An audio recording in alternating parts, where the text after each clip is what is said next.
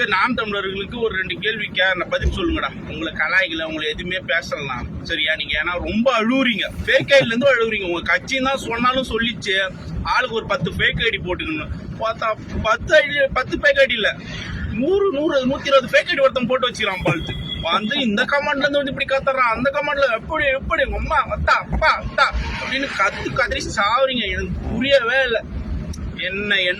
என்ன வந்து அரசியல் ரீதியா பேச வச்சதே எங்க செந்தமிழ் சைமன் அண்ணன் தான். சைமன் அண்ணனுக்கு தான் 2 முறை வாக்களிச்சிருக்கேன். நேத்து பிறந்து நான் வந்து இன்னைக்கு டிவிக்கு ஓட்டு போட வந்து பேசின்னு இல்லை, கத்திக்கின்னு இல்லை. அதெல்லாம் புரிஞ்சுக்கணும். இதுக்கு முன்னாடி அப்படி நான் தற்கூறினா முதல்ல எங்க அண்ணனை தான். என்னை வளர்த்தது யாரு? எங்க சைமன் அண்ணன் தான். அவன் தானே என்னை வந்து தற்கூரியா வளர்த்துருக்கான். அப்ப யார் நான் செருப்பால அடிக்கணும்?